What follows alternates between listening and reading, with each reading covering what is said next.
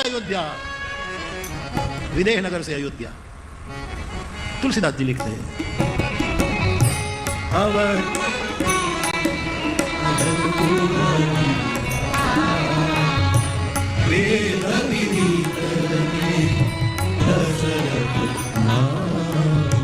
धर्म धुरंधर मुनिधि ज्ञानी हृदय भगति मति सारंग पानी एक बार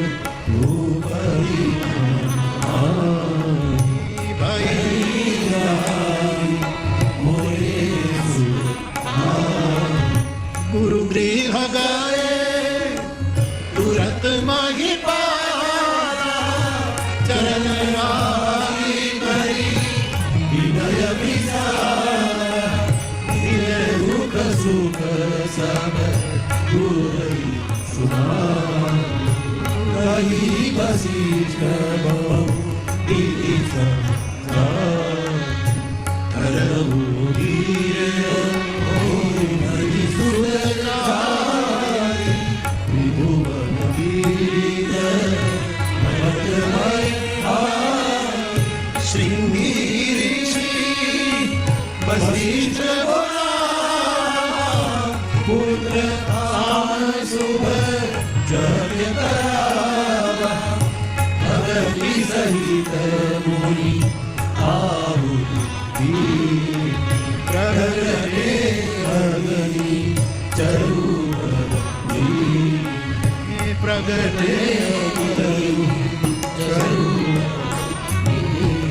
त्रेता युग है, अयोध्या का साम्राज्य है। रघुवंश के पूरी परंपरा में वर्तमान में राजा दशरथ जी वहां के महाराजा है। परिचय दिया कैसे है महाराजा? कर्मयोगी है, ज्ञान योगी है, भक्ति योगी है। वेद के तीनों कांड मानो दशरथ जी में समाहित है। इसलिए गोस्वामी जी कहते हैं वेद विधि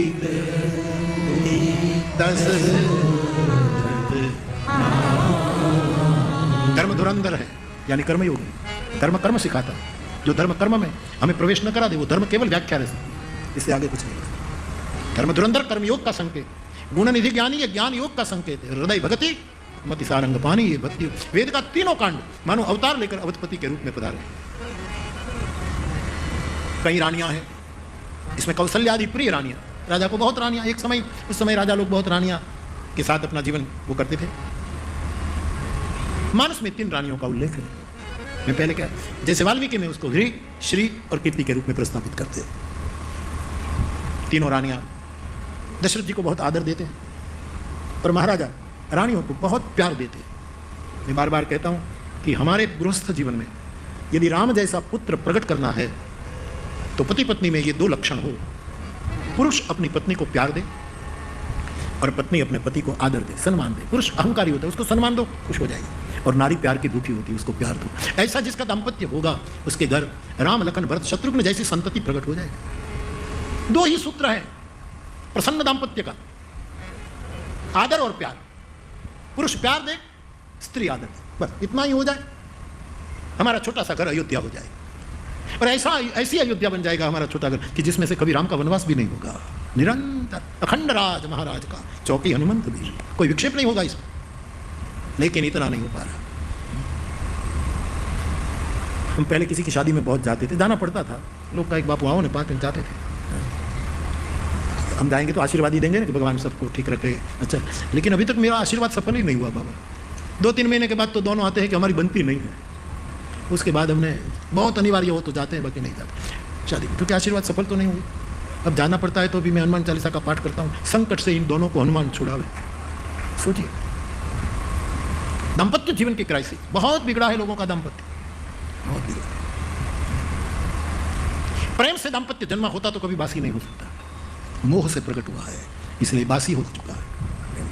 एक दूसरे को साधन समझते हैं, साध्य समझना चाहिए कि मेरी पत्नी मेरा लक्ष्य है, और स्त्री को अपना पुरुष साध्य होना चाहिए। हम साधन समझते हैं, और साधन तो कभी पुराना होगा, टूट जाएगा, बासी हो जाएगा, ऊब आ जाएगी। इसलिए दाम्पत्य टूटता जा रहा है। कुछ दाम्पत्य बचा जो इस बहन ने चिट्ठी लिखी, कथा के माध्यम से बचा, जो इस बहन ने जो आज चिट्ठी लिखी। बाकी दाम्पत्य बिगड़ता जा रहा है। कई बहन लोग मुझे कहते हैं हम कदम आते हैं, हमारा पति नहीं आता। जिद मत करो, उसको तुमको मना तो नहीं करता है ना, अच्छा है, हाँ, उसकी सेवा करो, आने तो देता है, फिर आपको भी रोको। कई पुरुष कहते हैं हम आते हैं लेकिन मेरी पत्नी पढ़ी लिखी है, कथा में नहीं आती, ना आए, आपको तो आने देती है। जब योग बनेगा एक दूसरे आएंगे। मैं विनोद में कहता हूं, पति पत्नी गोवा घूमने गए, छुट्टी के दिन थे, तो वहां जीसस क्राइस्ट का स्टेचू, यीशु भगवान का बहुत बड़ा स्टेचू था। पत्नी बड़ी धार्मिक थी, तो यीशु भगवान की मूर्ति देखकर उसके चरण छू करके ऐसे ऐसे ऐसे करने लगे, आदर देने लगे। उसके पति ने कहा कि इस मूर्ति के चरण छूती हो, कभी मेरे चरण भी छू, मैं तेरा पति हूँ।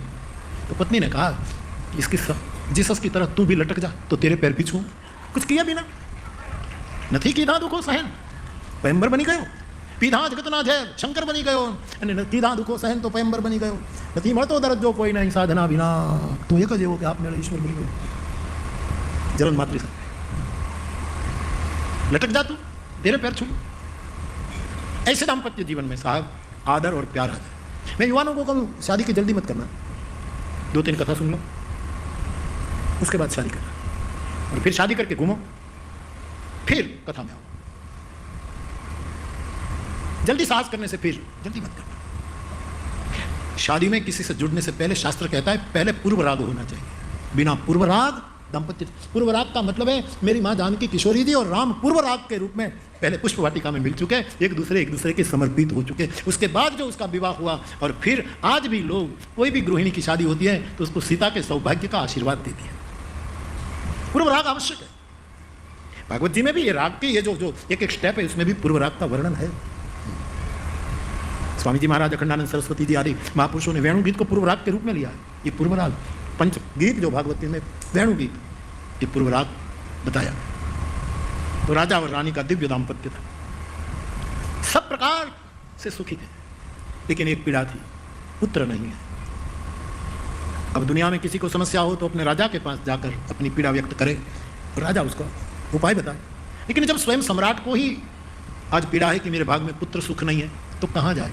और दशरथ जी ने हमारा मार्गदर्शन किया कि वो गुरुद्वार गए। बाप जब जीवन में कहीं से भी अपना प्रॉब्लम, अपनी समस्याएं, उसका जवाब न मिले तो एक दरवाजा खुला होता है जिसका नाम है गुरुद्वार, और वहां जाने में फिर देर मत करना।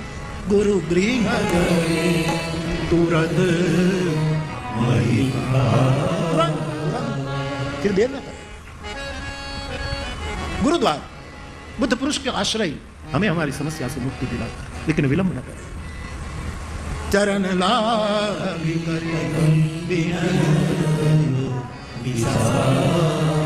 समित पाणी ही श्रोत्रियम ब्रह्मनिष्ठम। समिधा लेकर जाना पड़ता है, तो सुख और दुख का समिध लेकर गुरुद्वार महाराज पहुंचे, अपना दुख बताया कि इतनी रानियां हैं प्रभु, पुत्र नहीं है, मेरे से रघुवंश समाप्त हो जाएगा, कोई वारिस नहीं, ये दुख बताया। उसके बाद सुख के समीध अर्पण थे। दशरथ जी ने, वशिष्ठ जी ने पूछा कि आप तो अभी दुख कह रहे हैं, सुख कहां से आ गया? बोले घर से निकला था तो दुख लेकर, लेकिन आपके पास आया, आपका दर्शन किया तो संत मिलन सम सुख जग।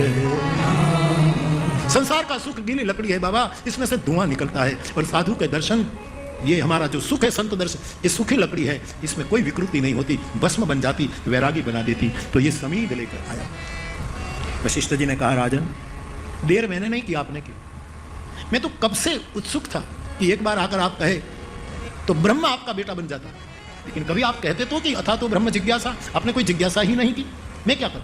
फिर भी थोड़ी और धैर्य धारण करो। एक नहीं राजन, 4 पुत्रों की प्राप्ति। बाबा हाँ, 4 पुत्रों के पिता मैं बनूंगा। और राजन 4 पुत्रों के पिता तो बनोगे, लेकिन कोई सामान्य नहीं। त्रिभुवन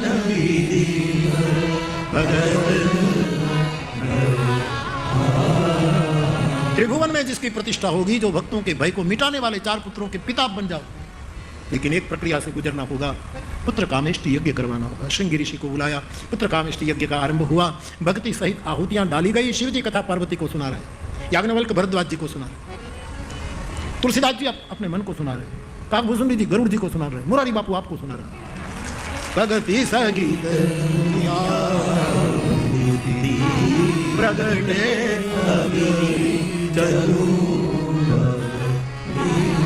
प्रसाद की खीर का चरू लेकर यज्ञ कुंड में जब आखिरी आहुति डाली, यज्ञ पुरुष प्रकट हुआ, जय जयकार हुआ। यज्ञ पुरुष ने प्रसाद को वशिष्ठ जी को देते समय कहा, जो वशिष्ठ कछु हृदय विचार, आपने हृदय से जो विचार किया है वो आपका कार्य सफल होगा। ये प्रसाद राजा को दीजिएगा और कहियो कि अपनी प्रिय रानियों को पात्रता के अनुसार, योग्यता के अनुसार प्रसाद बांट दे, 4 पुत्रों की प्राप्ति होगी। ऐसा कहकर इस परम तेजस्वी पुरुष यज्ञ में विलीन हो गए।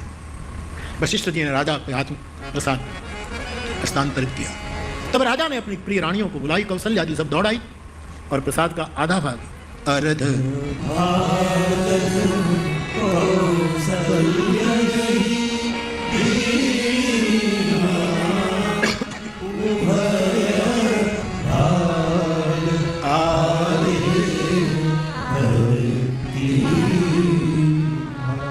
प्रसाद की जो खीर यज्ञ प्रसाद के रूप में आई है, इसमें से आधी खीर कौशल्या जी को दी, उदरस्थ की। आधा प्रसाद जो बचा उसके 2 भाग कर दिए, भाग, 1/4 भाग कैकेयी जी को दिया, उसने पाया। भाग, 1/4 भाग बचा, उसके 2 भाग किए कौशल्या और कैकेयी के हाथों से प्रसन्नता के साथ सुमित्रा को दिया। तीनों रानियों ने प्रसाद पाया और सगर्भा स्थिति का अनुभव शुरू हो गया। तीनों रानियां अपने राजभवन में सोह रही हैं, शोभा, सील, तेज की खान। परमात्मा के प्रागट्य की ओर हम धीरे धीरे जा रहे हैं। समय बीतने लगा, कुछ काल बीता, परमात्मा को प्रकट होने का अवसर निकट आया। गोस्वामी जी कहते हैं अयोध्या में सगुन होने लगे, कुछ होने वाला है। जो गलगन